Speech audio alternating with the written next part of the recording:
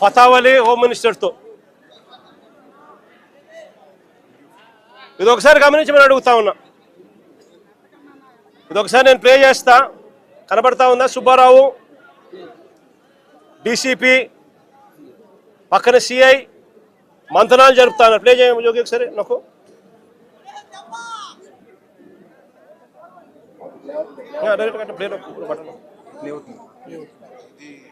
పోలీసులతోనే, పోలీసుల సమక్షంలోనే, పోలీసులతో కలిసి వస్తా ఉన్న ఫోటోలు. పోలీసులతో వస్తా ఉన్న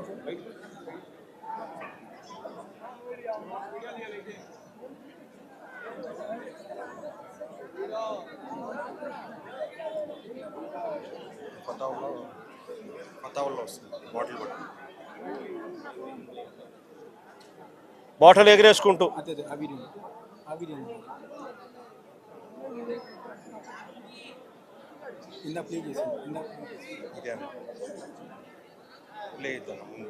పోలీసులు వస్తుంది.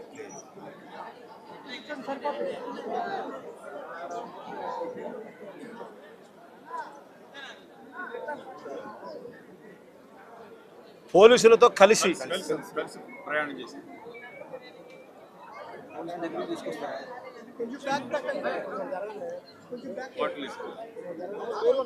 పోలీసులు ఏకంగా కలిసి, పోలీసులతో కలిసి వీళ్ళు రావడము, వీడియో క్లిప్పింగ్తో సహా బాటిల్ ఇసిరేసి కొట్టడం.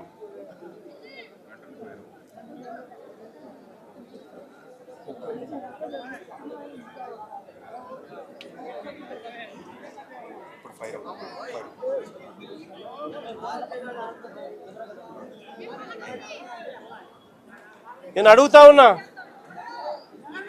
నాగరిక ప్రపంచంలో ఉన్నామా, జంగల్ రాజులో ఉన్నామా అన్నదానికి ఈ వీడియో ఒకటి నిజంగా ఒక నిదర్శనం కాదని అడుగుతా ఉన్నా. ఏకంగా పోలీసులే దగ్గర ఉండి ఈ కమిషనర్ రామకృష్ణకు ఫోన్ చేసింది. జోగి రమేష్ తిరుపతికి పోతా ఉన్నాడు. తంబళ్ళపల్లిలో వీళ్ళు అక్రమంగా ఈయన మీద పెట్టిన కేసుకు సంబంధించిన కోర్టుకు అటెండ్ కావడానికి. ఈ విషయం దారిలో తనకు ఫోన్లు చేసి ఈ మాదిరిగా గుమికూడుతూ ఉన్నారు మనుషులు అని చెప్పి 2 గంటల నుంచి 5 గంటల దాకా జరిగిన ఈ ప్రక్రియలో తనకు సమాచారం వస్తే 2 గంటల ప్రాంతంలో తను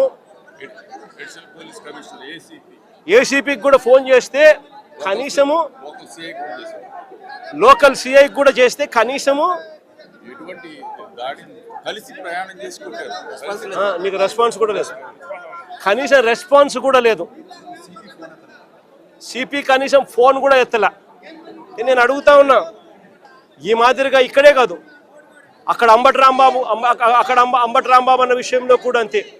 పోలీసుల సమక్షంలోనే 5 గంటల నుంచి రాత్రి 1:30 దాకా జరిగిన దహనకాండ. పోలీసుల సమక్షంలోనే 5 బండ్లు 5 కార్లు పగలగొట్టారు. పోలీసుల సమక్షంలోనే ఇల్లు తగలబెట్టిచ్చేశారు, ఆఫీస్ అంతా తగలబెట్టారు. పోలీసుల సమక్షంలోనే ఇంట్లో అద్దాలన్నీ కూడా పగలగొట్టారు. పోలీసుల సమక్షంలోనే ఇంట్లో ఆడోళ్ళను కూడా దూషించారు. ఇక్కడ కూడా అంతే, పోలీసుల సమక్షంలోనే పోలీసులే పాత్రదారులుగా పోలీసులు కలిసి చేస్తూ ఉన్న డ్రామాలో ఇదంతా కూడా జరుగుతూ ఉంది. నేను అడుగుతా ఉన్నా, వీళ్ళందరికీ కూడా నేను ఒకటే చెప్తా ఉన్నా, ఇవన్నీ కూడా ఆధారాలు ఎక్కడికి పోలా, ఇవన్నీ కూడా ఆధారాలు ఉన్నాయి.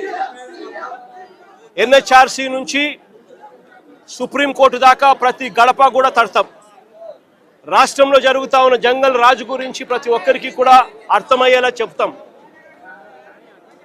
ఎక్కడైనా కూడా న్యాయం అనేది డిలే కావచ్చేమో కానీ చంద్రబాబు నాయుడు గారి ప్రభుత్వానికి పెట్టిన దినాలు మాత్రం ఖచ్చితంగా ముగిసాల్సిందే. కళ్ళు మూసుకొని కళ్ళు తెరిచేసరికి 2 ఏళ్ళు అయిపోయాయి. ఇక కళ్ళు మూసుకొని కళ్ళు తెరిచేసరికి మరో 3 ఏళ్ళు కూడా అయిపోతాయి. ఆ తర్వాత వచ్చేది మా ప్రభుత్వమే. ఆ తర్వాత నేను చెప్తా ఉన్నాను, ఇటువంటి అన్యాయమైన ఆఫీసర్లు ఎవరైతే ఉన్నారో, ఎవరైతే కాన్స్పిరసీలో భాగంగా వీళ్ళంతా పాత్రధారులుగా ఉన్నారో, ఈ పోలీస్ ఆఫీసర్లు, ఈ నాయకులు, వీళ్ళతో పాటు వచ్చిన ఈ గూండాగిరి చేసిన వీళ్ళందరినీ కూడా ప్రతి ఒక్కరిని కూడా బోన్లో నిలబెడతాము.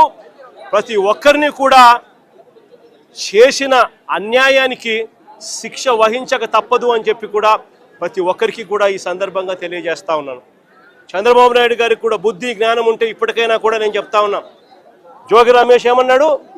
ఊరికి చిప్పు పోయింది అనే మాత్రమే అన్నాడు. నేను అడుగుతా ఉన్నా, చిప్పు గన సరిగ్గా ఉంటే ఇవన్నీ ఎవడైనా చేస్తాడా అని అడుగుతా ఉన్నా. చిప్పు గన సరిగ్గా ఉంటే ఎవడైనా ఇలాంటి చేయిస్తాడా అని అడుగుతా ఉన్నా. నిజంగా వీళ్ళకి చిప్పు సరిగ్గా లేదు కాబట్టి ఇవన్నీ చేయిస్తా ఉన్నారు.